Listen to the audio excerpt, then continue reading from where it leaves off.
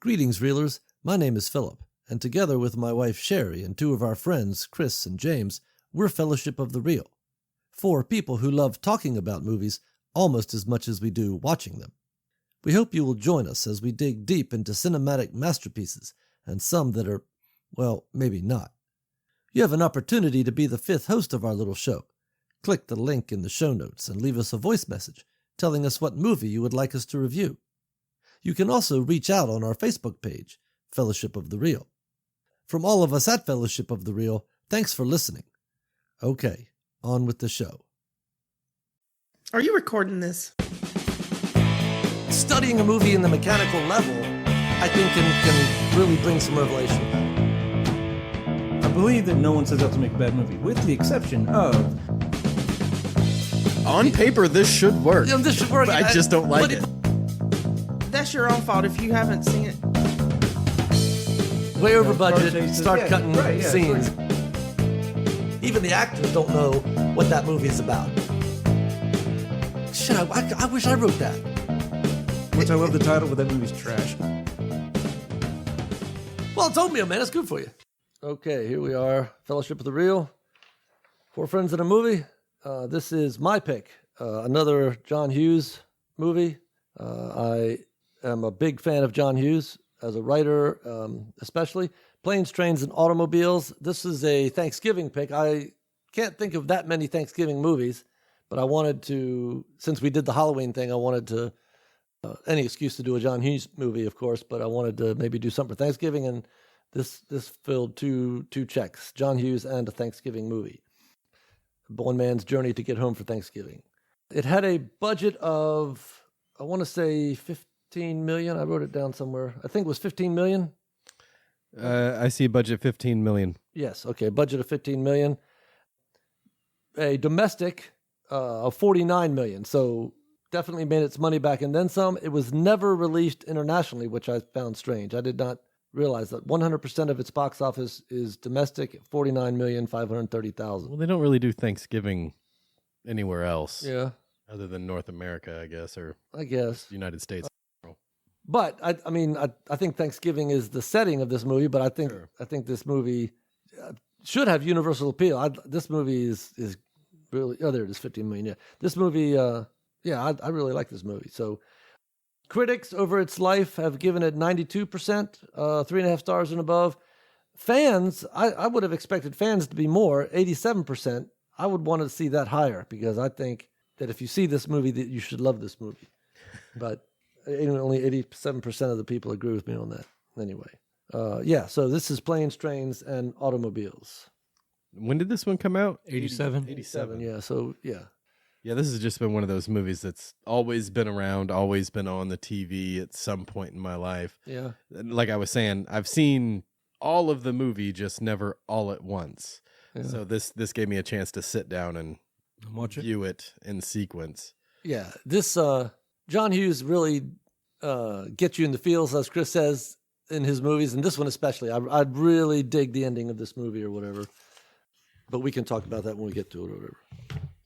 So Yeah, this is just a movie about going home in one of the worst just travel delays and everything. I think we've all had that. When we went to Maine just this last time, we had an 8-hour layover in DC. Yeah, that sucks. And that was bad enough as it was. Yeah. Because we didn't want to leave. We didn't want to do anything. It was just 8 hours. So I slept. Yeah. I Yeah. just took a Xanax and I was out. Yeah, my first year in my current job as a manager, like the week of Thanksgiving, I went to Little Rock, and we almost got stuck there. Oh, And jeez. so, like, never again have I gone around a holiday. Right. But yeah, like, it was so bad. Like, we were just, like, our flight kept getting delayed, we're like, we're 5 hours. Let's rent a car and just drive home, make sure we get there. And we were this close to doing it, and finally, we're able to get on it was my boss and I were able to get on a flight. But yeah. Never again are we, do I book a flight anywhere near the holiday. right. I think everybody has just a horror travel story. Well, it's also it's the most traveled day, I think it is, yeah. biggest travel day in the year. Absolutely. Yeah. You know? And that's Yeah, because some people don't have a choice. If you want to see your family, you got to do what Right. you need to do to get there. Yeah. Yeah, and this came from a John Hughes story where a quick travel home ended up being 5 days because his plane got diverted to Phoenix or something. Like, I didn't know that. It's just ridiculous. I think with any John Hughes story, you get the full package, full story. I think this is no exception. My opening image, obviously, it's 2 days before Thanksgiving. It may even say that. I can't remember. Yeah. Neil, who is a marketing executive, I guess, are presenting a project to their boss, who is apparently a bit meticulous. Neil, under the gun but obligated to stay, is encumbered by... So when you're looking for an opening image, you're looking for the before state. And so throughout this movie, poor Neil is going to be encumbered by... I have the phrase encumbered by idiots, which is a line from Young Guns 2 or whatever. Encumbered by idiots, we pressed on. Throughout this movie, Neil has one challenge after another in the form of other people, especially John Candy's character. But it's really not, though. It's really, he's in his own way, right? Yes, because he won't go with the flow. I mean, yeah, it appears that there's other people, and yes, I guess there is a significant growth. To Neil. Because just even in this opening scene, the other executive who's sitting across the table from him, it's Ferris Bueller's dad. He's in the same boat. He's stuck, but instead of rushing, he booked himself a later flight, an 8:00 flight, and he's not stressed out like Steve Martin is. Right. He's already like going with the flow. Like I feel like he's already where Steve needs to be by the end of the movie. No. Yeah. Neil is Neil expects things to be a certain way. Go according to plan. Yeah, he's not a go with the flow kind of guy. Right, and I think that's actually brought out quite poignantly later. He's under the gun, obligated to stay, encumbered by idiots, and under pressure. He spends most of this movie under pressure. Yep. Now, under pressure of his own making. Yes, I think his own expectations. Own expectations about how the world should work. His boss immediately, finally getting out from his boss. There is this scene with, and I forgot that. Kevin Bacon. Yeah. This whole cab competition, which nearly cost him his life. He almost gets run over. In a bit of foreshadowing, trips over the case that is carried by Dell. Loses the cab to Dell during negotiations with the guy. Yeah. A man who would give 50 would give 100 or whatever. Yeah, right. I did not think necessarily. It was easy. I thought it was pretty easy to get a cab in rush hour. It's like, right. Yeah. But again, speaking to just use strength as a writer, just all these obstacles, all this crazy shit this guy's willing to do to get a cab. Yes. He's willing to, bribe a guy, all the way up to $50, $75 we're talking about. Race a guy down the street who's younger than you. Sure. Right? Across the way, just to try to get a cab is, all of that to try to make it home as opposed to just go with the flow. Because Dale gets a cab because he's going with the flow, right? Sure, yes. Yeah, he does kind of steal it a little bit, but he didn't. I love we're getting ahead of ourselves, but you stole my cab. I've never stolen anything in my life. Like, it's completely like, he's so go with the flow, he's unaware almost of the stuff around him. Yes. And we'll talk about this as we get into it, as he is joined at the hip with Dell throughout this movie. Yeah. Dell is a master negotiator of the world that he is in. Yeah. And Steve Neil is not. Yeah. Neil is not. Yeah. Anyway, before we get too far, I was going to say it in just a little thing. Like I really like the beginning when the titles come across. You hear all the sounds of planes, trains, and automobiles, like and multiple cars in there. Yeah. Like I don't know, just thought it was kind of cool. It's a little thing, but I liked it. We are given a ticking clock, minutes to spare, flight delay. So he gets to the airport, he's got minutes to spare, but then delay. A man, Neil, subject to the whims and chaos of others, to include getting bumped from first class to coach. He has almost a meltdown there, where he has yet again to encounter his nemesis, Dell. So he's going to continually bump into Dell until it becomes apparent that they are going to remain together. His nemesis, I call him. That book he was reading at the airport. I was about to say that. Go ahead. What is it called? It's called the Canadian Mounted. I have a note about that. Go ahead. Everybody has notes. You guys go James, ahead. you started. Go ahead. Well, I was going to say that's in Deadpool. Is it? That's the book Ryan Reynolds is reading. I did not know that. Deadpool. Well, since you brought it up. It's not a real book. It's not a real book. No. Well, Dell reading the book, The Canadian Mounted. Okay, so now Dell is completely oblivious. At home. Well, oblivious, but he's oblivious because he is totally comfortable with who he is. Yeah, no, you're right. Yeah, because I guess I like me. Yeah, he'll say later. Which my wife likes me. In one of a very poignant moment. Yeah. Apparently, a piece of adult fiction establishes him as a man comfortable in his own skin, unashamed of who he is and what he likes. Like Dell is, Yeah. this is who I am. Take me or leave me. He even says that later. Right. Steve Neil is not decidedly like that. Just unapologetically reading clearly what is, Well, it's about as uptight of person you can get with the most oblivious person Yes, you can just- get. It's the odd couple on steroids. yes. It's Yeah, really that's what a it good way to is. put it. completely- Yeah. I was just gonna say the note I had about that book is there's you can buy it's a trivia about this movie now. Yeah. and it's called the same title and the same cover even with the girl on the front. Really? Yeah, but you can buy it. The Canadian Mounted, but it's a trivia about this movie. That's amazing. The whole thing's a tribute to this movie, and Which I think is a testimony to, because it says 87% of the fans, but people who love this movie, man, so those 87% are hardcore, I think, Anyway, this is all part of the setup. We're meeting, already we got a very strong opinion about who these two are. And Hughes is very good. He did it in Breakfast Club very well, and I think he does it in all his movies. Strong characters, archetype characters, coming from their unique perspective, and totally honest and faithful to that perspective as the character, and so he's yeah. very efficient. Like his setup is quick. Yes, very efficient. In a second, you know who this guy is. Now you'll get more layers about that. Right. On the plane, when he takes his shoes off. Oh, his dogs are barking. Oh, I just love it. Anyway, so yeah, you get who these guys are immediately, and Dell is happy with Dell. I have right down here in the setup: kind meets callous. So Dell is kind, Neil callous. The world has turned him into just a callous soul who expects things to go his way, and when they don't, he is not happy. They land. Okay, so they get on a plane. They land in Wichita because of the snowstorm in Chicago. So I have as the catalyst. Stuck in Wichita, Dell, the more seasoned traveler, has secured a hotel. Neil does not have one and is faced with a choice. The floor or more time with Dell, a quick debate, and Dell it is. So right off the bat, we're going to learn that Dell is infinitely familiar with this world and is a master at negotiating the ups and downs of it. Yeah, he was prepared. He already had secured a hotel where Yeah. you see Neil in line at the payphones Yes. because there was no cell phones in '87. Right.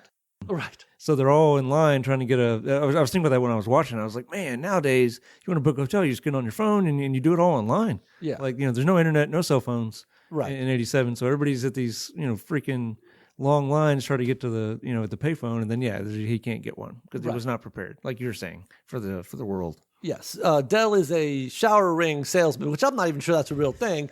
There was a movie once where I think it's the most obscure job I've ever seen in a movie. And I don't remember the movie or show or whatever. But the guy, when asked what he did, he showed you a shoelace and he says, those little plastic pieces that are put on the ends of shoelaces so you can lace. Aglets. What is it? They're called aglets. Oh, they have a name. Oh my God. They do. He says, that's what I do. I make those. I'm like, oh my God. You have to reach deep as a writer to. For those of you who don't know, James's first job was making aglets. Was it? I learned it from a Phineas and Ferb episode on Nickelodeon. Nice. Thank you very much. Okay, well. My dog, Maybe those guys, they made a whole song about it. Aglets. How does it go, James? I don't know. Damn, I was I hoping. was like, it's just one of those things that planted in my mind. Yeah, I don't remember the movie, but that guy made aglets. This guy makes shower. He sells shower rings. There was another Both movie where these things exist, so that you could argue that they're real jobs. it could be, yeah. Have to be. Yeah. There was a movie. We're not going to dwell on this. The guy sold extension cords, different gauges and lengths of extension cord. Oh, the M90. Well, that's Oh my. Yeah, he was infinitely familiar with. Anyway. So that's the setup. We got kind meets callous, and the man under pressure meets the man who I liked how feels his, no social pressure whatsoever. I liked how his debate was visual, and no very minimal dialogue. Like when he didn't. So Neil can't get the hotel. Dale's already got it, so Dale offers, again the kindness, right? Because if it's reversed, fucking Neil's not offering Dale to share shit. But he says, hey, you want to come with me? And he looks over there, sees this poor guy On the floor This guy sleeping, and then he turns to him and just nods. Yep, I'm there. Yes, I really like that. John Hughes. We don't even get started on that. He is one of the. He's awesome. Yeah. Anyway, the break into two. All right. So Dell moves through this world with finesse and acumen and knowledge. He's familiar with this world. He has sold shower curtains to everybody along this route, apparently, and knows everybody by name. So he calls Doogie the cab driver and knows Doogie by name and apparently has dealt with him before. And Doogie is not your normal cab driver. Is taking them a different way, not the direct route to the hotel. Neil questions this. Well, but in the inside of the cab there's pornography all over the inside. Yeah. Half naked chicks or whatever all over the it is inside. not yellow cab number 47, how am I driving car, and a little bit creepy. And then, but says, I don't know what the cab driver says, but Dell says, oh, he's proud of his town, a damned rare thing these days. He's proud of his town. The cab driver tells him something about thought you might want to see the town, look in. If you go on the interstate, the only thing you see on the interstate is interstate. Yeah, right. He's proud of his town. So Dell, obviously this man only has the best intentions. He wants us to see he's proud of his town. That's a noble quality. Neil is chewing nails. Yeah, right? but even then, the Neil's expectations of how a cab ride should go, Yes, are not being met. yeah. This is not what a cab should look like. This is not how a cab driver should act. Yes, But the cab ride, the guy's not assaulting him. He's not, yes, okay, you could argue the pictures are offensive, but Neil, if you just sit back and relax, man, you're in a cab ride, you're going from the airport, you're not sleeping on the right. airport floor like you were worried about. You're being taken to a place where you'll be able to sleep with a Yes, bed. right. Like, calm down, man. But, Right, but nope. Dell and Neil is Dell knows these people. Cabbie, hotel clerk. He even knows he knows the hotel clerk when they check in. Yep. I So I sold him the shower rings. Shower rings, curtain yeah. rings, yeah. Uh, I like how he sees the rings later. Yeah, later when he's in the shower. Yeah. yes. So Neil's breaking into, I guess, is accepting. Right. He's accepting the ride with Dell or whatever. At this point, his world is chaos, and the catalyst is his flight being diverted, and Dell offering him a ride. Yeah, I don't know. I guess I'm kind of torn. I had that, like with him, because I made a comment about earlier about him nodding and accepting, but Yeah. part of me says there could still be debate. I don't know. I guess because I'm jumping ahead, but they had the big argument in the break, and they had the big disagreement in the Yes, argument. in the hotel room. Neil gets back in the bed. Yeah. I feel like that's a big moment. So I was like, 'cause my first notes were, is that the break into two? Because he decides to, despite all this, I'm getting back in the bed, or I guess his options are go out in the hall, but. Right. Well, and then, but even later on in a restaurant, doesn't he? I think we'd move faster if we separated. Yeah. So several Yeah, times. the whole time he's trying to get away from this guy. Yes. Yeah. Yeah. Well, the thing, I guess it didn't show it or showed it in the trailers or whatever, but that first night with the bed, he had spilled beer in the bed. Dell did. Yeah, it's revealed through dialogue. Yeah, it's revealed through dialogue. He spilled a 6-pack of beer. Well, he put it on the The vibrator. vibrator, and then they got all shook up and they exploded. I didn't know those cans were going to explode. You left them on a vibrating bed. What did you expect was going to happen? And then the other part was the pizza. They had ordered pizza and all that, and Steve Martin wanted a salad. He had to end up eating pizza. He gave the delivery guy $1. Yeah. And that was all cut out. The delivery guy was the guy that robbed them. Oh, was nice. it? Okay. Nice. All right. So he was coming back, $1 Motiva- tip. Yeah, Screw motivation for the robber. Yeah. that. Yeah. Nice. But obviously they cut out it. The motivation, it still worked, but that was cut out.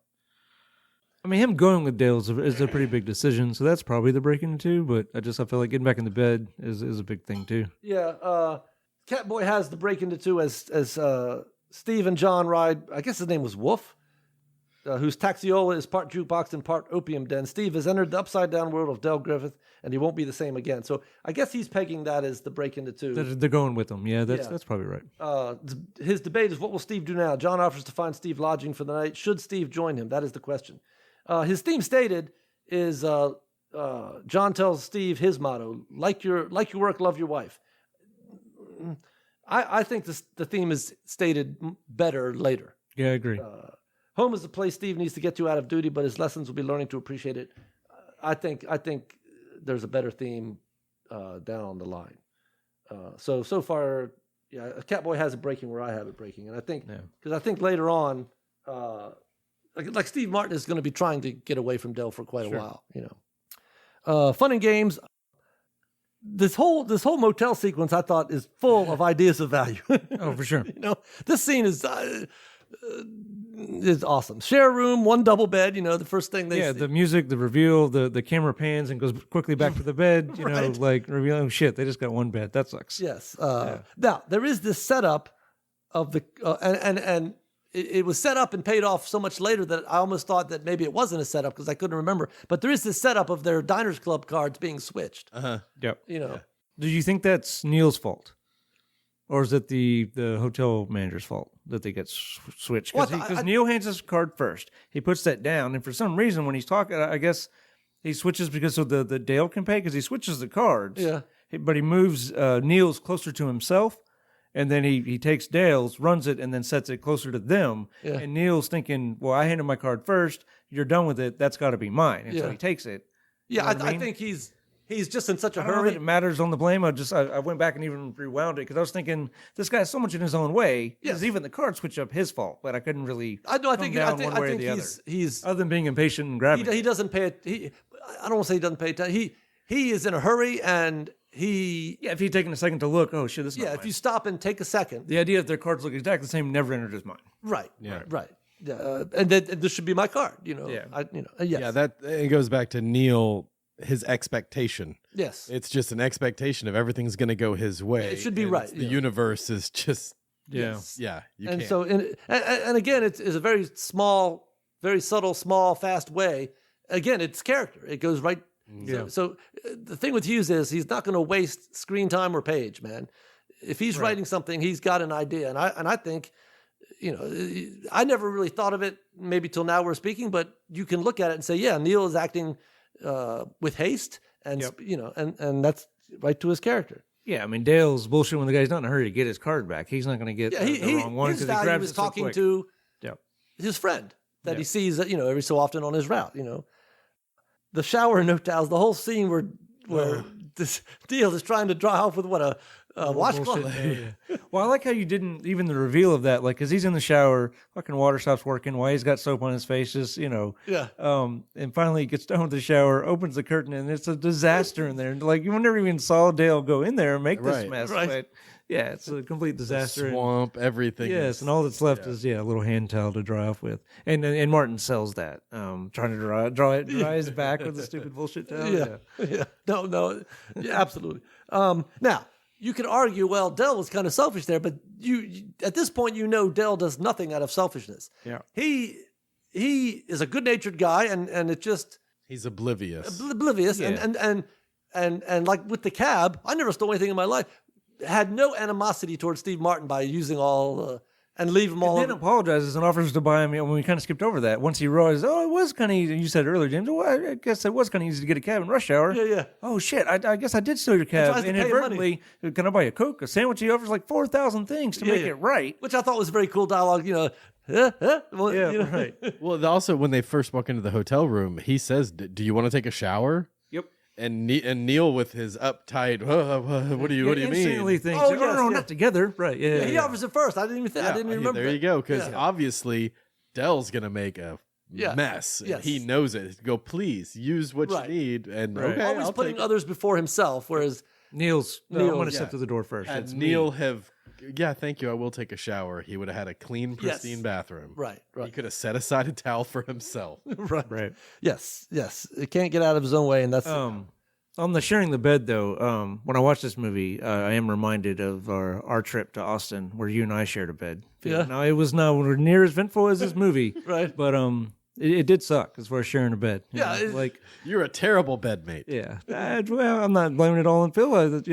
Sometimes I don't sleep well with my wife in the bed, but you know, I don't know if you feel the same way about it. But yeah, it was enjoyed the trip. Sharing the bed sucked. right.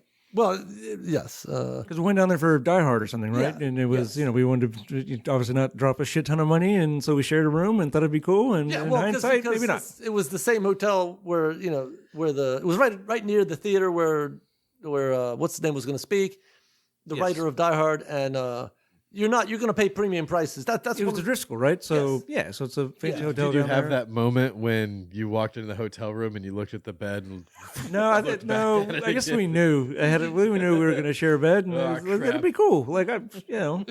and underestimated, how well that would go. Yeah. Sure, yeah.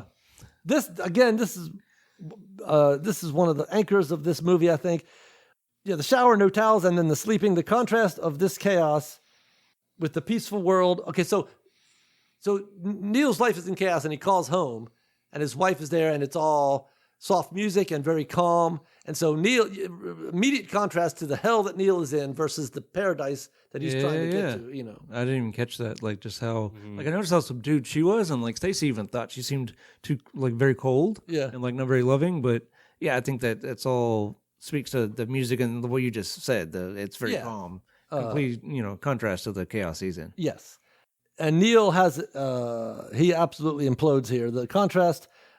Words hurt, and Dell sells it. This speech, when they can't sleep, they can't. He can't sleep because the beer and he's sleeping in the beer, and he's clearing the sinuses, all the stuff. He can't. He even tries to read, even like him with a lighter. Like who does that? Like I couldn't see. Like that's not enough light for me to be able to try to read in bed. Yeah. But he's again, as Dale being super considerate. Yes. But even like the flick of a lighter is pissing fucking Dale off. He's trying to be considerate. He just doesn't. He doesn't have the best way of doing it. Yes, but it all comes from pureness. I mean, because even after this, very hilarious clearing of the sinuses, sorry, is what he says right afterwards. Like he's if I don't clear my sinuses, I snore all night. Yeah, but sorry, Neil loses shit, gets up out of bed. Yeah, I could be a cold hard cynic like you, but I'm not changing. He is the instrument of change in this movie, obviously. Oh, he's a beast warrior. 100%. Yeah, absolutely 100%. Yeah. And you're right. I'm not changing. I like me. My wife like this. I tell you, man. I can't believe Dale didn't walk away though. Which again, he's a kind guy, but all the shit that Martin says to him, like, it's really shitty and really hurtful. Like, Dale. If he wasn't a kind guy, he should have punched him. You know what I mean? You're right. Right. Yeah. No, this is and I'm telling you, man. The whole time that Neil is going off, you could see and. When John Candy died, there are only a couple times that I did cry when an actor died. When Robin Williams died, I was literally in tears. Okay, I mean, because I knew what a soul he was. Right? Yeah. John Candy, when he died, I felt like part of the world, some part of the light of the world went dimmer. Sure. By all accounts, Candy was just a gentleman and just a great guy. Like he probably was Dell.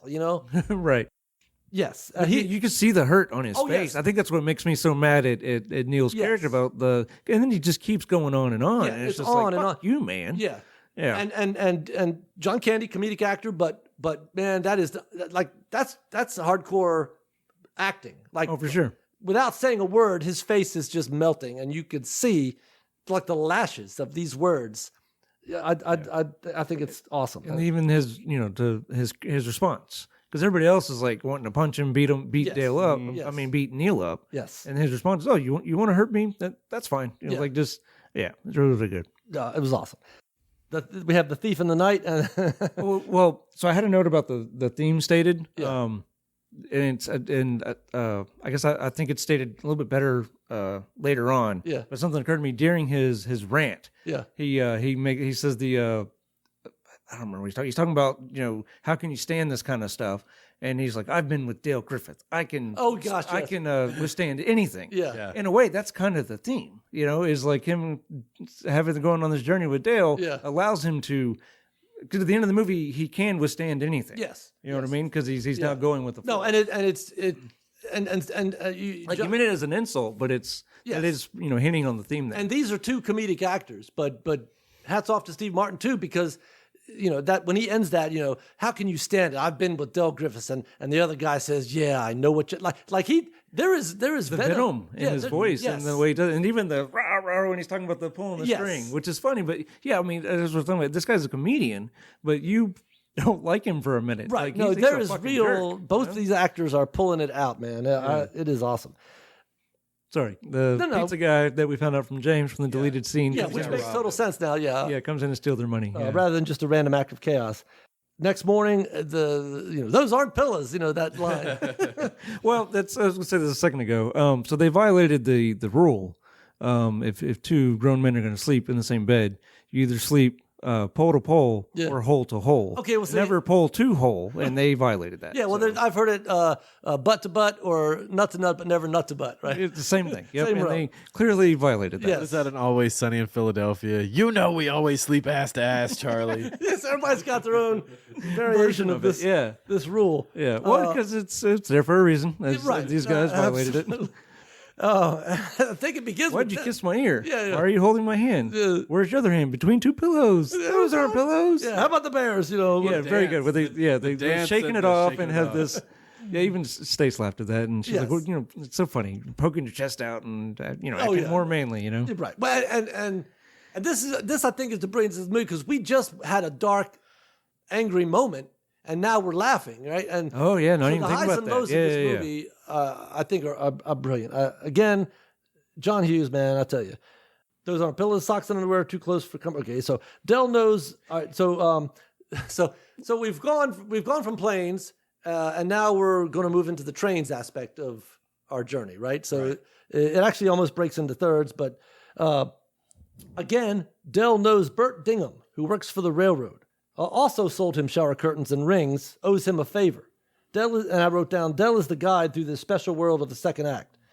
The B story of the Save the Cat and the mentor, really the mentor and the B story to Neil, you know. Yeah. Well, because the B story always carries in a well structured movie, it's the B story carries the theme, right? So Yes. they are, they're the mentor to the character because they're the main guy because they're helping Yes. them enlighten them and show them the error of their ways or whatever. Right. So Catboy has the B story as obviously Dell and Neil. Did we talk about what his break into two was? We did, didn't we? Yeah, the taxi. Yeah, going with them, we decided that was it. Yes. Fun and games, obviously. I think we'll. Yeah, just they have this big, like I was saying earlier, they have the big argument. Then he gets back in the bed. He could have gone out in the hall, but Yes, and there is this even, and I guess there is even a light moment at the end of that because Dell has said what he said and gone back into the bed. And he is looks over at him. and Yeah, sitting yeah. there, and then you know. he peeks over his shoulder very quickly to see what he's going to do. Yeah. Right. And And then- you're right. That is funny. That helps. So immediately Hughes starts to lighten it. And I Yes. didn't think about it till you'd said it a second ago, but they have the funny little moment when they wake up. If Neil had gone off again and like had been shitty and some Yeah. sort of rant, you're really like your sympathy for this guy is going to go out the window. Right. So Hughes was very, very smart in making them, both play it off and laugh it off. Yeah. Yes, he doesn't want you to abandon this guy just yet because Dale is not going to abandon, Right. even though Neil wants to. Yes. So the thief and those on pills. Now we're moving into, I guess, the trains because he knows the train guy and Well, you kind of skipped to it. The reason, they're asleep when the pizza guy steals their stuff. They're Yes. at the diner the next morning when they realize that they've been robbed. But yeah. But Neil discovers it first and immediately thinks Dale stole his money. Yes. And again, I really love the way Hughes reveals it. Dale, again, being this open book and honest, throws his wallet down and says, "There's $263 in there. Yes. There's one more. I'm a thief. Yeah. I've never stolen anything again in my life. Right. Count it." Yeah. And so then he counts it, and that's when Neil realizes, "Oh shit, we've both been robbed." Right. Yeah. Yes. Yes. Very good. Yeah. Dell is immediately, yes. Yeah. The character, right, playing against each other and both reflecting who they are.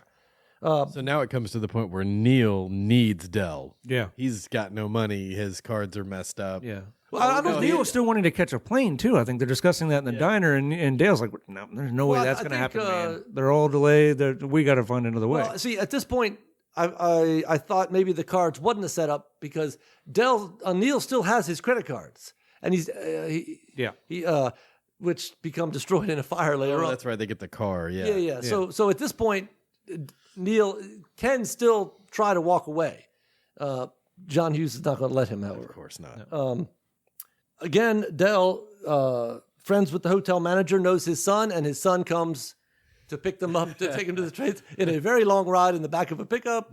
Well, that scene there where the guy's spitting his chaw, what is his name? Owen. Yeah. he spits and then he wipes his hand and shakes Steve Martin's His hand. Yeah. That Yeah. was That was rough. unscripted.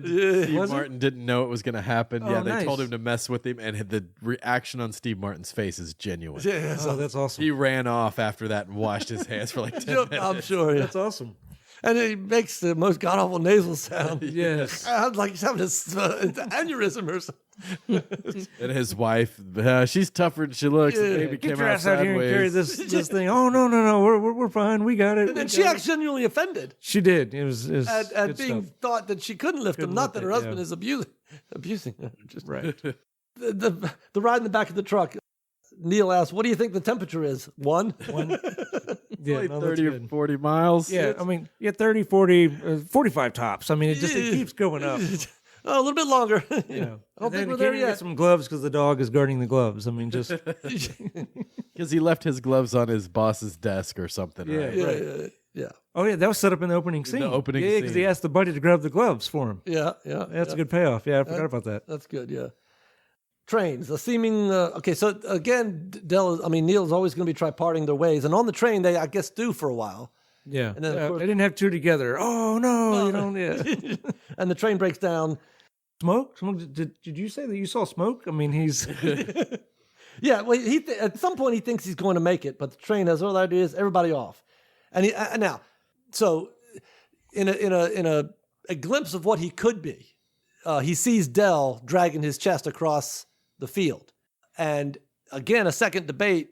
But this is a little bit of Dell having his influence on him, because he eventually will go and help carry yeah. Dell's chest. So is he there yet? No, but by degree. And with no dialogue, just a scene, again, Hughes is showing that this character is making progress, I think. You know, and I have a couple of notes on that. And I didn't like towards the end of the movie when I was watching it, it occurred to me because it's part of his closing image, but or final image. It's him repeatedly like sharing the load of this journey by picking up the heavy case. He's sharing the load of this journey with a stranger. Yeah. Because at the beginning, he's not willing to share shit with a stranger. Right. Let alone one that's annoying and all this stuff. Yeah. But he keeps picking up the chest and keep putting it down. I mean, he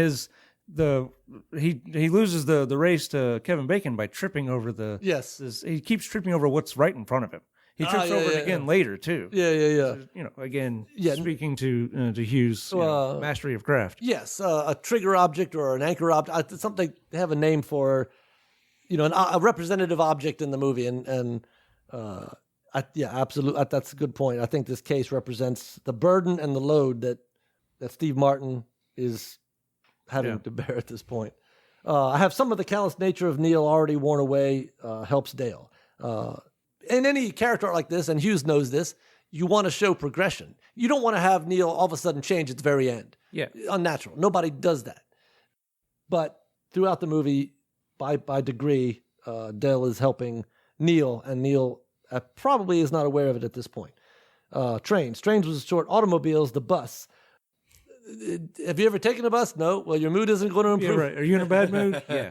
Yeah, then yeah. Have you ever taken a bus? Your mood's not going to improve. And they're singing the songs Yes. on that bus. I'd be annoyed on that fucking bus, man. Well, Everybody's singing okay. and the kid running up and down the aisle. Someone wrangle in your kid. Oh, I'd have tripped him. I'd have tripped that kid. Sure. Yeah. Yeah.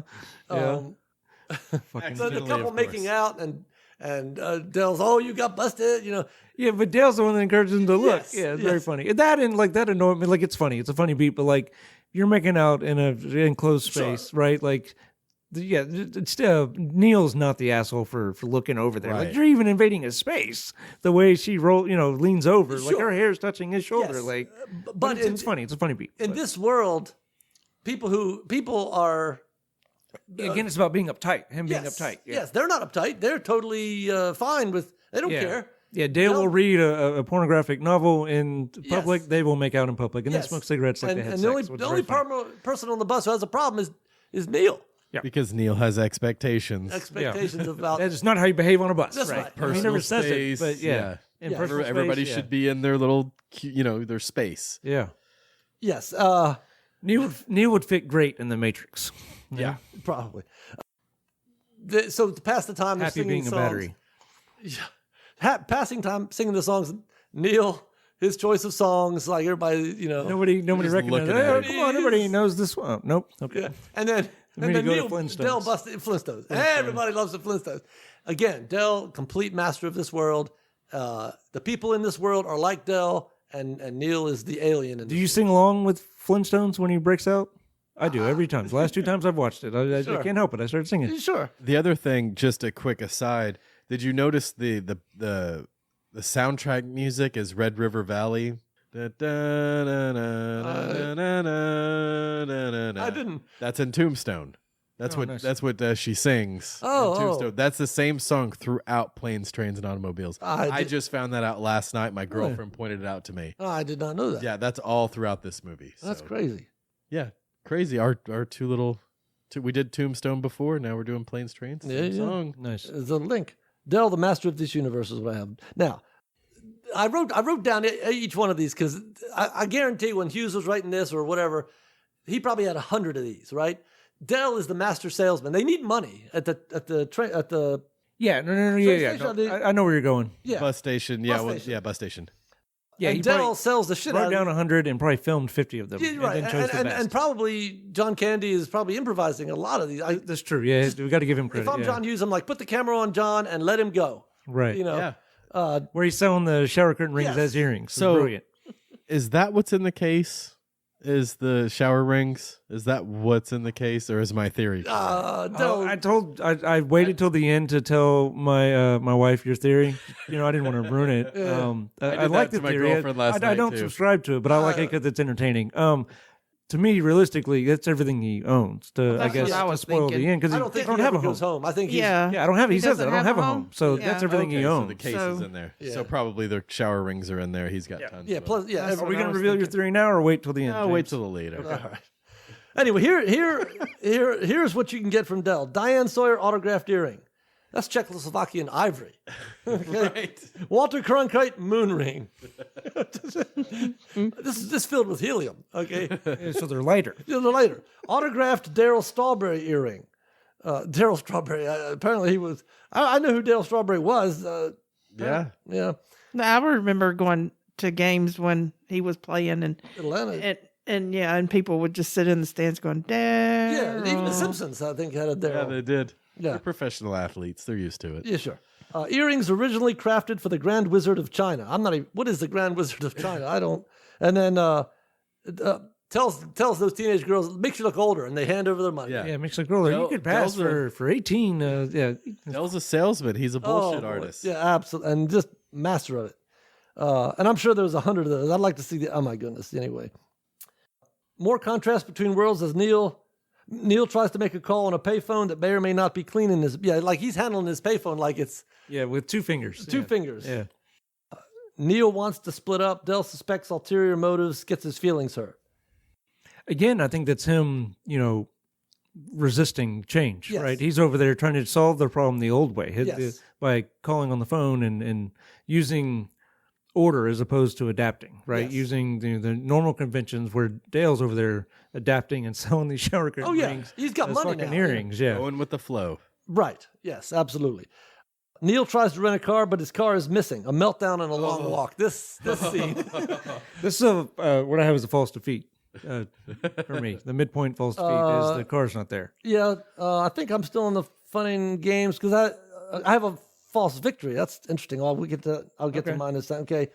Yeah, he's all the way out in like 200 acres of cars. Yeah, oh, yes. He's all the way at the back. Walks. By the time he gets to the desk, he looks like he's, been through hell or whatever, all torn up. Yeah, Yeah. he tries to chase down the bus, and it's I don't know if it was intentional or not. He throws his receipt away or whatever, right? Yes. But you see it blow back to him. It lands like not that far from where he's at. Oh yeah. He just doesn't know. Again, wind was blowing. It's a piece of paper. You're not going to throw it very far. I don't know if that's just the way it happened when they filmed it, Yeah. or if that was intentional because later on he's he's Do you fucked. have your receipt? Do you have your receipt? No. No. Yeah. You're fucked. Yes. Yeah, I mean. Uh, So again, but because I don't know, it's interesting to me, like if it was intentional or not, because it's all. If Neil would slow the fuck down and pay attention, he could have picked it up right there. But Sure. he's just so upset that he doesn't even no, he is. doesn't he even is notice, locked doesn't in. even realize that it came back. And of course, the lady at the car dealership, she's the second person or the third. There were 3 people from Ferris Bueller's Day Off in Yeah, there. she was a. Yeah. So the She dad, was- and then she was Grace, right? Yeah, The old man in the plane was in Home Alone as well. The Oh, guy yeah? that's falling asleep on him. yeah, okay. Oh, okay. I missed that. Yeah, talking about the earrings, the cute dangly ones, from yeah. Home Alone. Yep. Jeez. But yeah, she was Grace, the principal's assistant or whatever. Yeah. Yeah. So you're a righteous dude. Yeah. So without his guide, Dell, Neil does not. So the second he goes off without Dell, he's right back in. Just gets worse. Yeah. Just gets worse. Now she did irritate me. Like you're sitting there having a personal conversation when you got a line of people. Like do that on your break, right? Sure, sure. I mean, so that annoyed me a little bit. But she didn't deserve the. No. You took me to a fucking place all the way fucking middle of nowhere where there was no fucking car. Or. That scene is why Steve Martin took this. Really? Enunciated. You read that and went, "Yep, I want to do it." Yeah. And then That's it. you say enunciating. Enunciate every one of those F-bombs. Yes, right, He for wants sure. to make absolutely certain. Yeah, he wants to stick the landing on all of them. That's it. And he does. Is that how it goes? That took me out to the middle of fucking nowhere Yeah. for a fucking car that wasn't fucking there, Yes. right? This movie would have been PG-13 all day long, but for that scene. Yeah, 'cause they allow would one, not I think. cut it. One. Yeah, one. Yeah, that's still the rule. Yeah, that's so. It's interesting. I wonder if Hughes cared at all. If he was like, "Hey, John, you take these out and it's PG-13." I don't fucking care. I think absolutely you need every single. Now you talk about language, but sometimes like Hughes does, he doesn't waste a bit of ink, right? Every one of those is because it needs to be there. Like, Yeah, no, it didn't feel excessive to me. It's right fucking now. And it's funny too. Like it's oh yeah, it's this a is funny a guy bit. who is not doing well, And then is- even having her, her response is, "You're fucked." It's good. She didn't say screwed. She's got to drop the F-bomb too for it to work. Right. It's really good. I have a question. What do the ratings? I mean, does anyone really pay attention other than the people taking your ticket saying, "Oh, well, you're not old enough to go in"? I never pay attention to the ratings on the. oh yeah, Well, so R-rated, you're 17 and below. If you go to see an R-rated movie, 17 and below, right? You got to be accompanied by an adult. Okay. Now I don't how much they enforce that. I don't know. Well, the only one that we were ever questioned for was my mom, and it was me and a friend. We tried to take someone who was a lot younger to see Dirty Dancing, and they would not let us in. yeah. Well, we're I was old enough, but she was not. yeah. yeah. Well, we're so far from that. And I'm like, really? Like Well, I think that, but but they still push for PG-13 movies because PG-13 can reach a wider audience because you can go and take your kids too, right? yes, it's the parents who would say, "No, I'm not taking you to that's already." It's not the right. theater or anybody else I saying. mean, that was the whole people sneaking in. You buy a ticket for a PG-13 movie and you go see an R-rated movie as a kid or whatever. Sure. you know? Well, this lady I used to work with, I've never seen the Saw movies, but I know I assume I know how they are. And she took her young kids to see that. yeah. So they let kids They'll in? with Oh the yeah, parent. accompanied by a parent. That's Yeah. all you need. Yeah. Now NC-17 might be different. I think you have to be Yeah, no admittance under 17. yeah, no admittance under 17. Okay. And now, nowadays with the internet and stuff, and I don't know how old this site is, but there's one called Common Sense Media, and I really like it because it'll break it down like each movie and tell you kind of basically exactly what's in there. Right? Yeah. There's violence, drugs, and Right. not just that, but it'll talk about if there's a sex scene, it'll break down kind of what Yeah. you actually see in the sex scene, so you can decide if it's a raunchy thing or a TV type sex scene where you see a side boob or something. Well, I wonder what Saw is rated because I can't imagine. They all are for sure. I can't imagine I'm talking little kids. Yeah. I mean, Yeah, no, I'm with you. Yeah, it's Well, even back in the day, movies would get I don't remember. I'm not sure this was one of them, but certain movies would be in danger of getting an X rating. Not even pornographic, but just because of the level of violence and yep. I mean, Yeah, because certain things, violence and obviously nudity, and then f bombs can push you over into the next rating. yes. Yeah. And this one definitely did. What was Big Lebowski rated? Do we know? Oh, it's R. R. Yeah, because there's if you watch the Blu-ray, there's an F-bomb counter, and I literally think it's 175 or so. I can't. It's some outrageous number. That's awesome. Because if you set the feature on Blu-ray, every time somebody says the F-bomb, it dings, and so the whole movie you hear this little bell, ding, ding, and literally there's a scene where it's going off 10 times, like in the If my fucking wife told me to fucking take care of her dog, I'd fucking go fuck herself. So there's this ding, ding, ding, ding, ding, in one scene, but just like 175 of them. Well, and I have to watch it if I have my Kindle out with it on. If I'm in public, that whole scene where they're in Malibu, I'm like, oh, I forgot about that scene. Where she's trampoline. jumping on the Yeah. trampoline, Oh, and then yeah, he's sure. drawing. Okay, so yeah, so yeah, I have to go. Whoops. Yeah. Frame's the biggest erogenous zone, dude. Yeah, on you, maybe, yeah.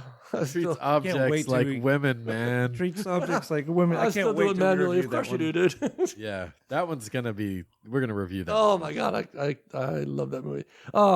Yeah, so Neil is not doing well in this world without his guide. The confrontation with the rent-a-car lady. Neil thinks that this is the way you get things done. If I intimidate her, she's going to give me what I want. Right. And nope. And he can't get out of his own way. This is a cage of his own making, like you said. Yeah. Because he threw it away in his haste. He threw away his agreement instead of like, okay, all right, I'll need this because I'm going to show them that. No, he doesn't. He's rage. Went to get a refund without his receipt.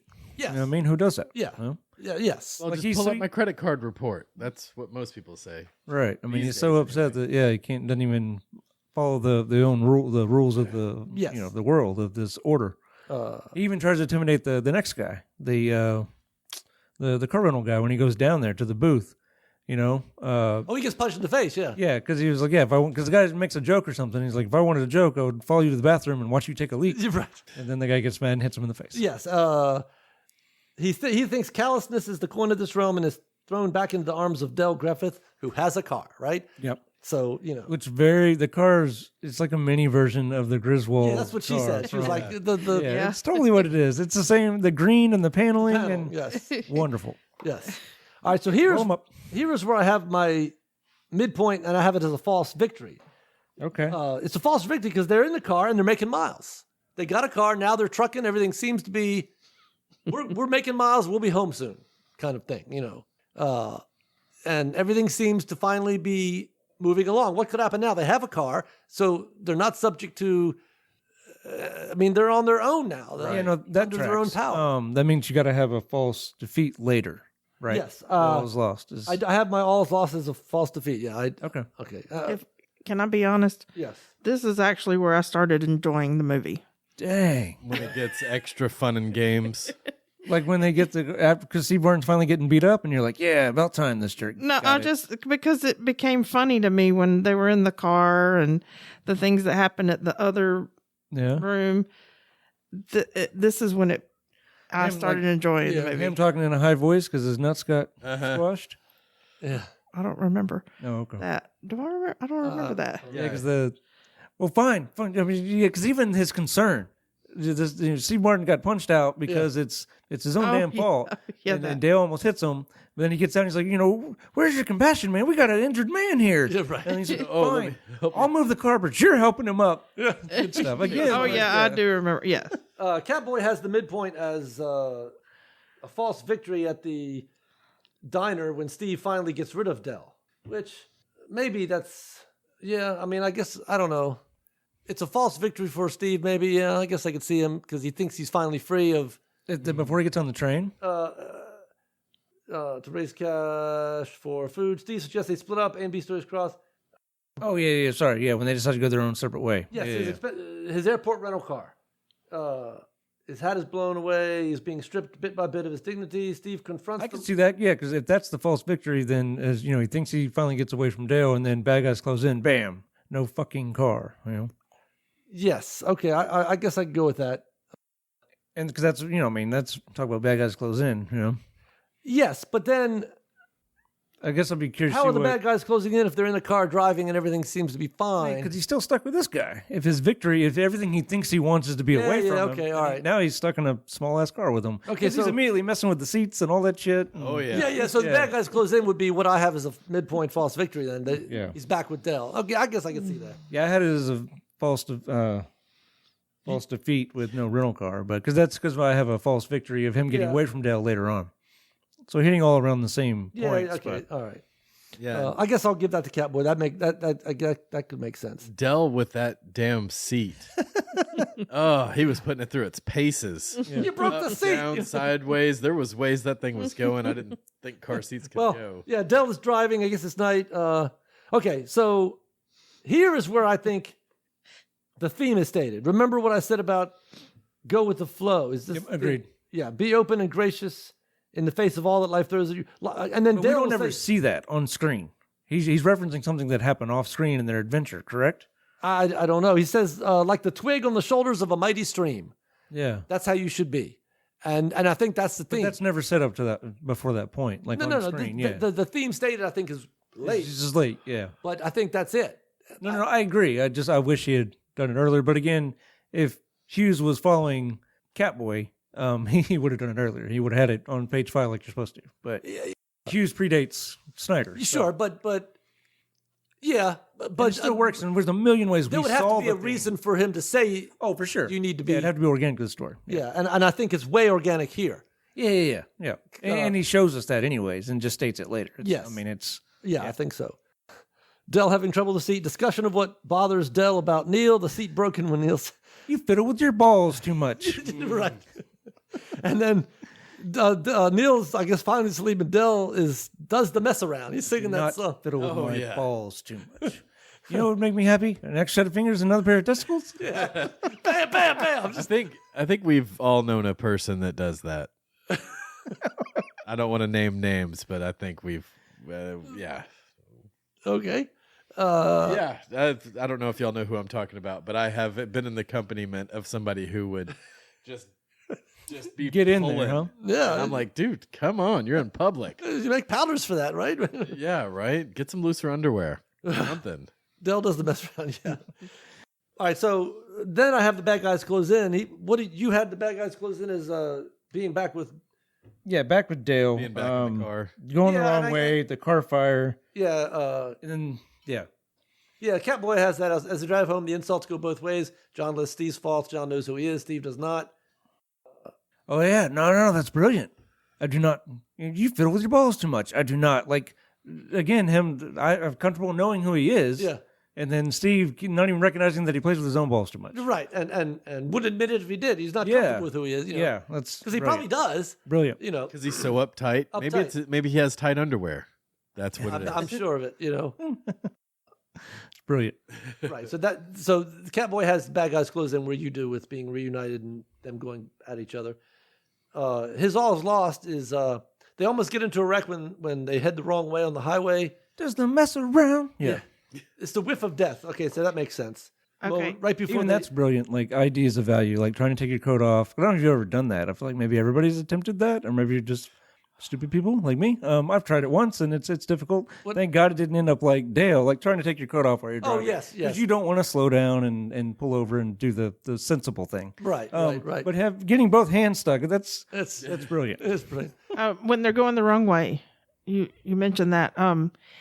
Did John Hughes do Home Alone 2? Did we ever find that out? He Oh, wrote yeah, the skeleton thing. Yeah. Yeah. Now, I didn't know if that was a John Hughes thing or if they were just kind of trying to. I think it's a John Hughes thing. Okay. It would be a reference to another movie because I'm the confused car. about what we're talking about. Okay, so when they're zipping through the two trucks, yeah, you Oh, see them flash of turn into skeletons. skeletons. Yeah, like they do in Home Alone. In 2. Home Alone 2, he does the same he thing. gets electrocuted and turns into a skeleton. Oh, nice. Okay. So I didn't know if Yeah, they were yeah. just kind of hats off Yeah, to it's a John They're driving a Hughes. car that looks like the vacation car. So there is Yeah. a couple of them. But I didn't know if John Hughes had done Home Alone 2 or if it was just kind of wrote the a first nod to him. I don't know if he wrote the second one, but he wrote the first one. Well, that's what I'm They're saying. definitely related. Whether or yeah. not, I don't remember. And he wrote Vacation, so Yes. Yes. So yeah. he has the bad guys close in as getting back with Dell. I have the cigarette and distracted driving on the wrong side of the highway, stuff on the highway, car scraped up. We can buff it out or whatever. And then all is lost. Catches on fire. Yeah. So my all is lost is a false defeat. The car's on fire. Neil's card wound up in Dell's wallet. The payoff from the hotel. Another accusation of stealing. yeah, because he's like Steve Martin starts laughing, Yeah. and at first you think maybe he's starting to loosen up a little bit and just embrace it, and then he's laughing because you finally did it to yourself. Yes. There's no way to return this car now that you rented or whatever. Then it starts dawn. Wait a minute, how did you rent a car? And then you realize he used his credit freaking card. license or his credit card, which I put back in your wallet. Yeah, which is was now in the burned car up. that's on fire. So he's still fucked. Yeah. That's right. Oh my goodness. I Yeah. like that they get back in the car and start driving. Yes. Um, That's his all's lost. That's He trips mine. over the trunk again at that point when they're cleaning it up. Because when he slams on the brakes, the trunk flies off at one point. So Yeah. the trunk does not get burned. But he trips over it again. So again, I just feel like it's this visual, cue of him tripping over what's right in front of him. Yeah, yeah, yeah. Sure. Yeah. All's lost. That's Catboy's also. So now I'm back on track with Catboy at this point. But so just differing as What's the always lost? The he car? has it as the Burn up. yeah until he learns it's his credit card we used to rent it. The fire is the all's lost. Dark Knight of Soul hating each other. They check into the El Rancho. Steve takes the room and leaves John out in the cold. Yeah. So False victory, getting away from him then? Or that's not what he has? That's what I had. all's lost. I have as a false. He doesn't. So if he has the midpoint, what was his midpoint? He has it as a false victory. So here it's a all's lost. He's going It's to a have false to have defeat. the false defeat. Yeah. All right. Yeah. The card and the fire. car. Yeah, Yeah. Accident. Yes. Interesting. Yeah, because I had it as a false victory because he finally gets away from Dale, right? Finally gets a room. Yeah. And to me, it's a big moment when he decides he realizes like he can't sleep, like, and Dale's out there talking to himself. Well, you finally did it. You finally, he's I guess talking to his wife, but he shares the room with him. The Neil at the beginning is not sharing shit. Right. So And he doesn't at first. Like he and has this debate about it, or about sharing, right? So to me, I thought that was his break into three. Yeah. And then the rest was finale, and I yeah. debated about where the break into three was. 'Cause I thought maybe it was a little bit later. They bond over drinks. Like so. Yeah. And he's finally, to me, part of his breaking into three, right? He's finally like embraced change, and he's they could have done that probably maybe the first night, right? It was Right. bonding over drinks Yeah. and kind of let loose, and this is the first time he's done that. Well, drinks were what set off his rant, the beer, and now drinks are. So it's almost like a bookend. Now there's Yeah, they had the beer. They could have had those and take the edge off and not been an asshole right. instead. Yeah. Now they're where you go in Jamaica, Yeah, it's very, very clever. Stacey thinks of Cool Runnings every time. Yeah. It might even be a reference, Well, but it's before. Yeah, this it was before. was He went before on to Cool play. Runnings. Oh, is it? Okay, all Yeah, right. Cool Runnings was 93, I think. But anyhow, it's still pretty cool. He has a break into three as having learned from each other and bonded as a team. The two men escape the final part of their trip. Blue Moon of Kentucky through the cars impounded. They make the last leg of the trick in the back of a truck. Well, but even when they take off, because they didn't dig the car out, like he puts it in reverse, smashes through the hotel. Yes. And to me, this shows that Steve has changed. Yeah. And he's already broken a three because he doesn't wig out. He No, just go, gets go. in there and go. And like They're a he's- team. They're They're a team now. Yeah. absolutely. Yeah.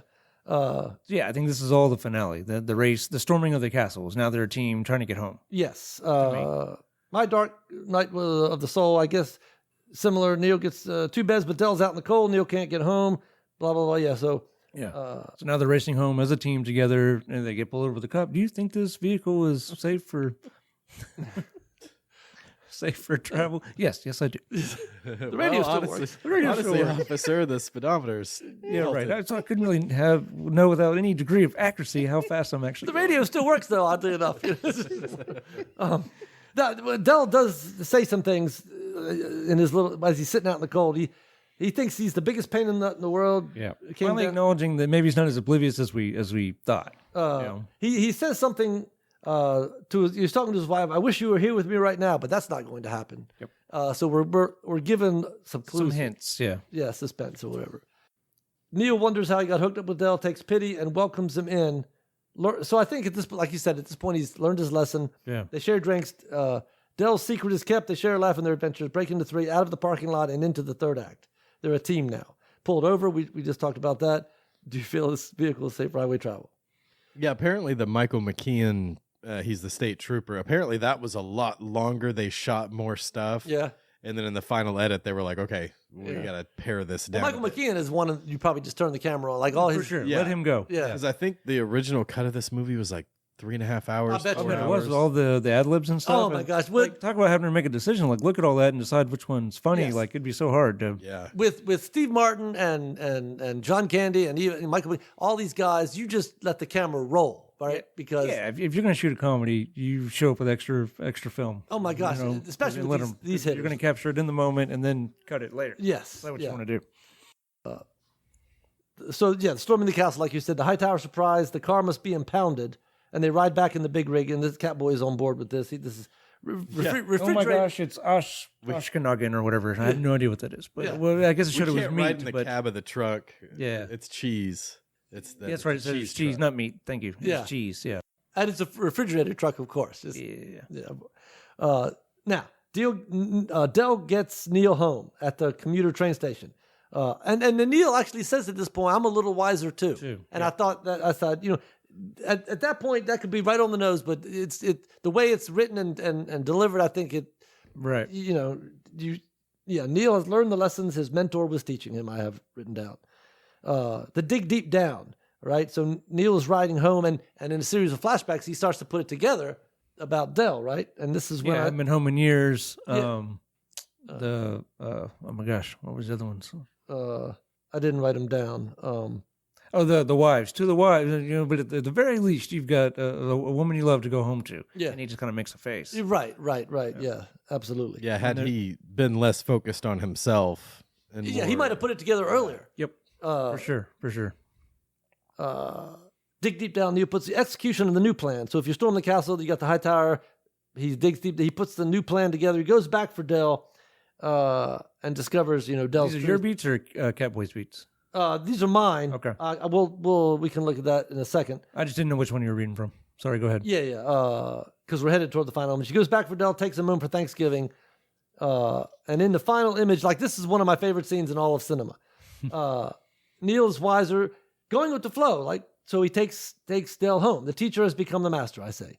If you're talking about the writer's journey, the return with the elixir, this is he's literally returning home, and he's got the elixir, which is his lessons learned. And I thought, like, these are so poignant, right? So he says, because his wife is held up as a very sweet lady and very welcoming, nothing like Neil. She welcomes Dell in immediately. Right. Doesn't question like Neil. She says, "Hello, Mr. Griffith." Just respectful and Right. and then this is all delivery and it's all acting. And Dell says, and I'm delaying because to me it's like just in 2 words or 3 words he sells it and it means everything. He says, "Hello, Mrs. Page." So their exchange right there. At this point, I'm bawling like a baby, right? Now, Dell happy for where Dell is now happy for where I wrote this. It is not in the movie, but for where the shoulders of the mighty stream have delivered him. Right, so he's been on the stream the same as Neil, and has his ups and downs. But he seems happy at this point, like legitimately. That in the I haven't been home in years. Like he hasn't been to a home, and now he's being welcomed into this guy's home. Yes. That in the midst of all that life throws at you, be true to yourself and be kind. Do not allow it to make you callous. Dell could have become bitter at the death of his wife, jealous and sad at others who still had their beloved, but he does not. The people whose loved ones die often can become bitter and angry at the world, at God, at everybody. Dell has not done that. And he sees Neil hugging and kissing his wife and shows real joy at that. Yep. Right. So anyway, so Yeah, you could be. You're right. You could have been bitter, resentment. yes. And even just a little thing I just thought about a second ago. I was thinking about the closing image in my head. I don't know. Yeah, I'm pretty sure it's always Dale leading, carrying his trunk. I'm pretty confident. And Steve, whenever the few times he helps carry the trunk, he's coming from behind, picking up the back half. Yeah. At the end, it's reversed, and Steve is leading with the trunk towards his house. Now, granted, it could be because it's his house, sure. but it's a visual of Yes. what you said earlier about the that student is- becoming the teacher, and it's even Dale apprehensive and kind of I'll just stay a minute, I'll just pop by and I'll just leave, and he's the nervous one. Yes. You know? Yeah. Well, now, yes, Neil has spent a lot of time in Dell's world. Dell is being reintroduced back into a world that he once knew, but this is now Neil's world. Yeah. Who is going to be the master of it? Yeah, it's Dale's return too. To the Yes. Yeah. Yes. But now all of a sudden, this is probably the first time in the movie that Dell doesn't know what to do. Yep. And Neil does. Yeah, which is I think Yes. carrying the case. You know, it's a visual Absolutely. representation of switching places. That's a good point. I had seen that there were extra, again, cut scenes. It was a really long story, but there was a subplot where Neil and his wife thought Neil was having an affair. That explains some of the ignoring the phone calls. Ignoring the and phone stuff. calls, really? and she was, because at the end, my girlfriend yesterday was watching this movie yesterday, was like, man, it really seems like a bummer note.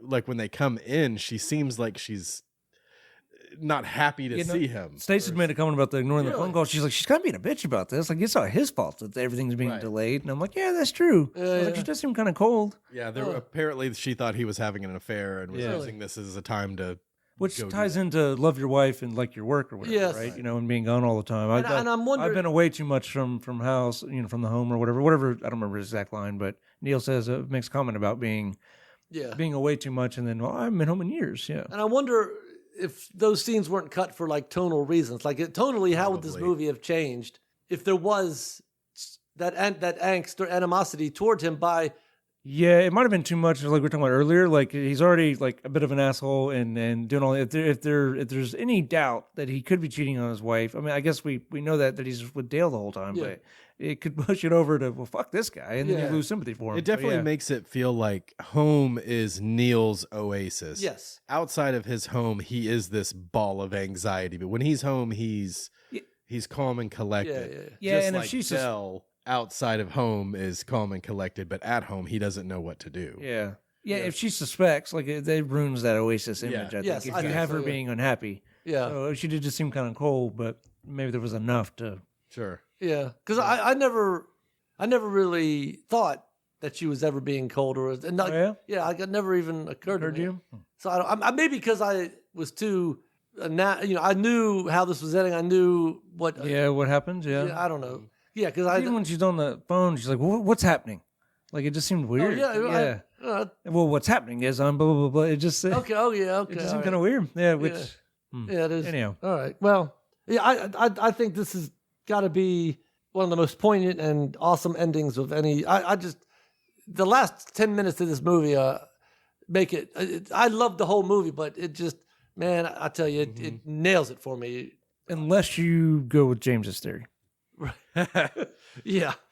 I mean, I guess I can. Yeah, my theory is that Dell's wife is in the trunk. You're right. So now Neil has just invited this killer into his home.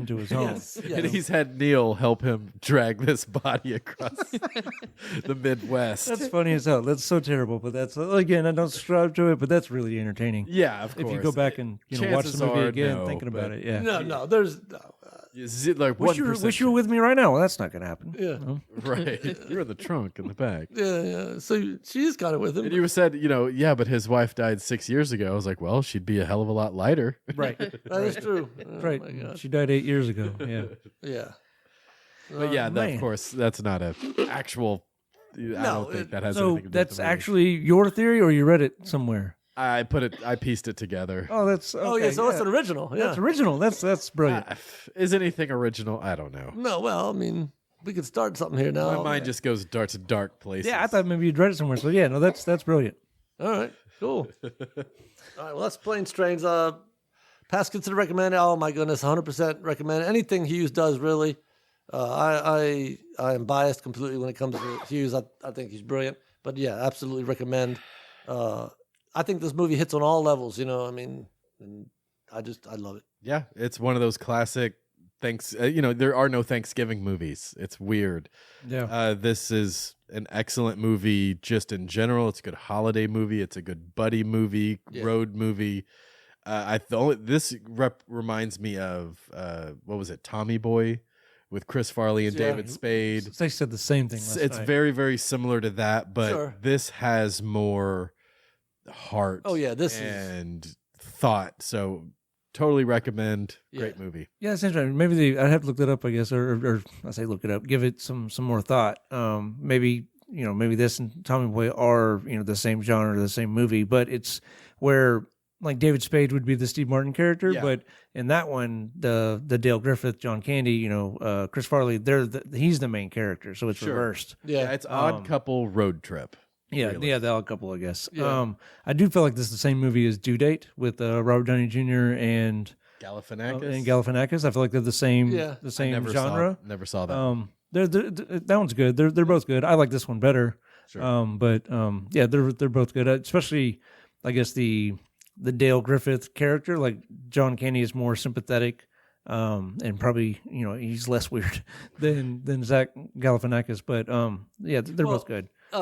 But it's the same movie. It's a The plot is the same, but interesting what I that you mean, say that. yeah. So, like Hughes took so these are archetypal characters, like Due Date or whatever, same movie, but he swapped out different archetypes, right? So, Galifianakis is the Dale Griffith character, but he's not the same archetype as Dale Griffith. You know what I'm yeah, saying? fair enough. Yeah, because he's okay. Because Yeah. as soon as you started saying that, one of my favorite movies is The In-Laws with Peter Falk, not the remake or whatever. I think that is a brilliant comedy. I love that movie. But it's a road trip, two guys. It's the same story, except Neil is a dentist, Alan Arkin, and Dale Griffith is Peter Falk, who is this off-the-reservation, insane CIA agent who has been disavowed and gotten poor Alan Arkin involved in this plot of his own making that is not sanctioned by the CIA. And it is, and they could end up going down to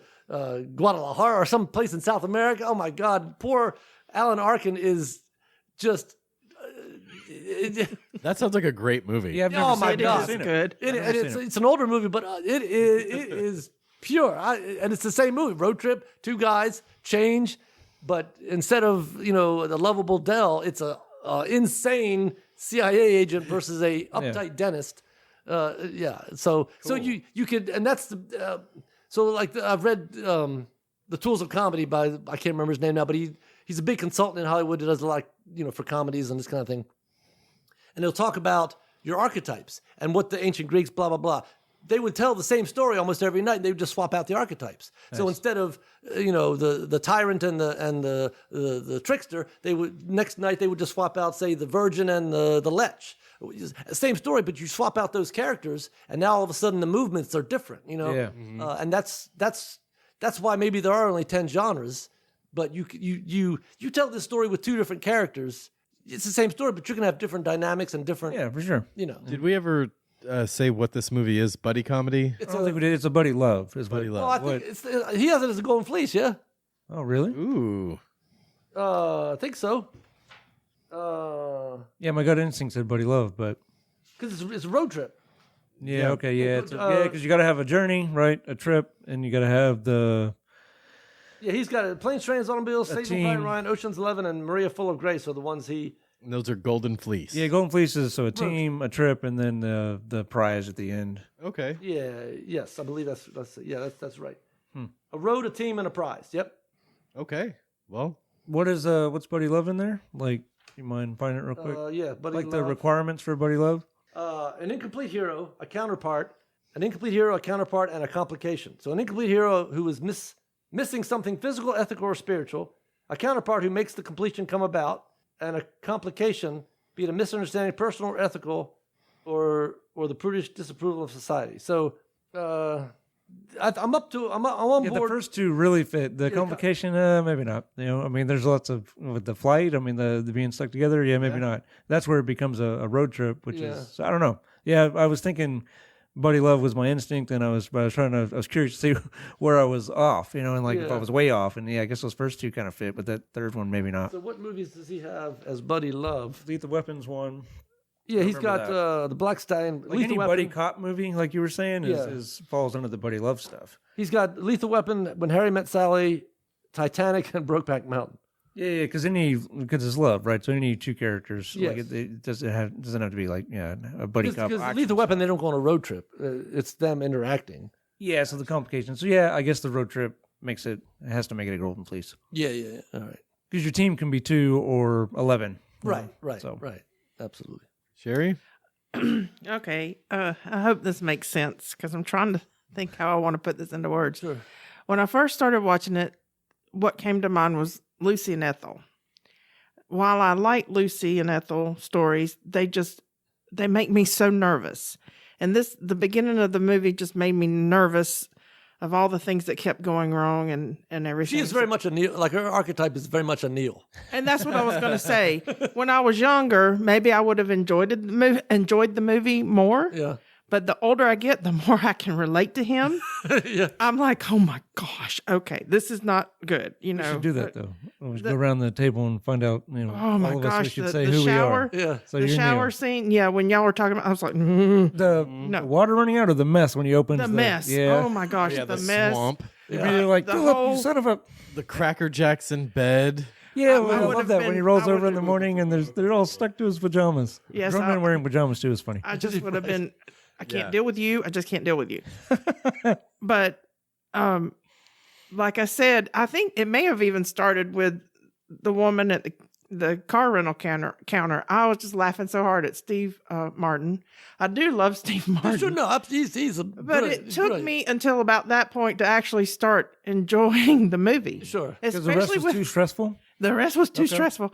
But then when they rented the car and then when it finally caught on fire, I'm sitting there I'm just laughing. Yeah. And then the end was really good. Absolutely. I mean, the end was so good. Sherry definitely thinks things ought to be a certain way. Oh my gosh, yes. Well, it definitely it tightens the screws and it releases itself there at the end. Yeah.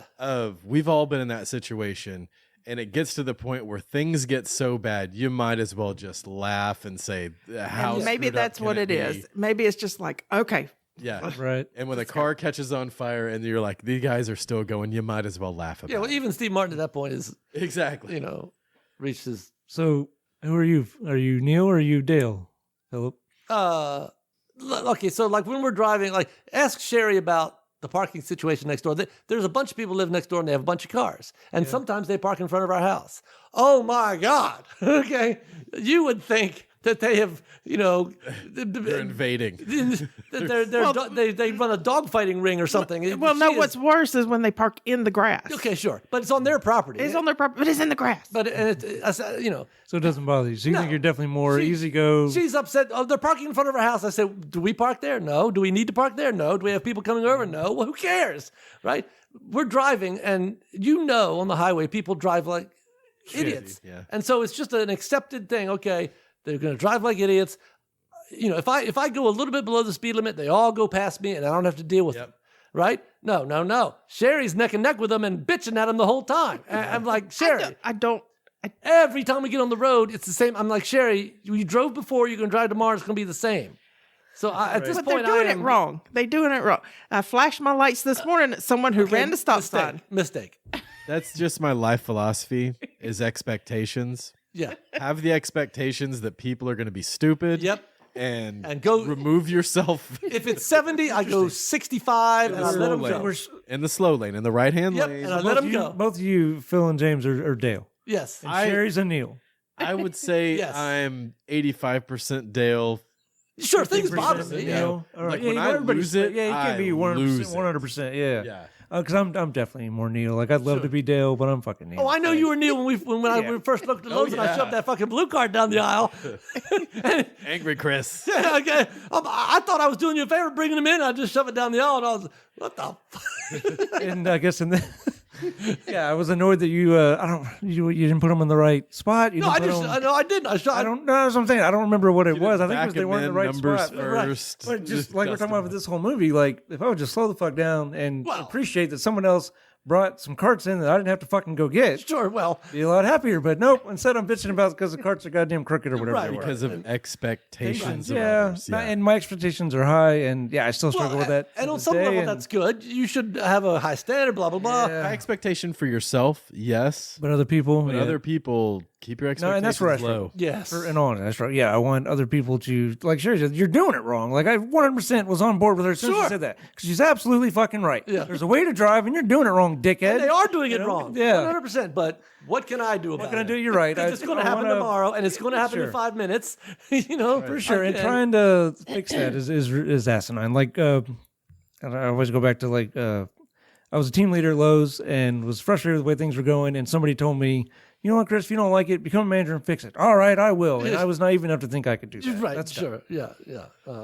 Very, Boy, very did they dumb. sucker you into that. Yeah, they did. Hook, line, and sinker. I bought it. Then realized, oh, wow, I'm the idiot. Yep. Yeah. So, yeah. Every 4 years we vote thinking it's going to make a difference. Right. And, oh my God, there's Republicans. So we vote Democrat. See, Oh on my that- God, there's Democrats. See, on So we that, vote- I'm very Dale. Like, I hadn't voted in years because I didn't like either one Yeah. of them. So, whatever. What? Yeah. And I know that's a terrible thing to say right now, as hot topic as it is, but Yeah. show me someone worth voting for and I'll vote. Right. We vote is- like it's going to fix something. Anyway. So recommend, pass, consider? Recommend. Yeah, sure. Nice. Yeah. So all around unanimous. John Hughes, man. He's the man. Happy Like- Thanksgiving. Yeah, I like Happy these Thanksgiving. holiday episodes. They're awesome. Yes. So happy Thanksgiving. Be like Dell. That's right. All right. Anything else? Good. We are out. Man, I tell you, Mm-hmm. it nails it for me. Unless you go with James's theory. Yeah. Took a Xanax and I was out. I have a note about that. It's the odd couple on steroids. He keeps tripping over what's right in front of him. Yeah. Because Neil has expectations. If I'm John Hughes, I'm like, put the camera on John and let him go. That scene is why Steve Martin took this. Neil thinks that this is the way you get things done.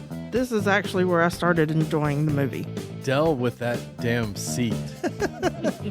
They make me so nervous. But the older I get, the more I can relate to him. Yeah. I can't deal with you. I just can't deal with you.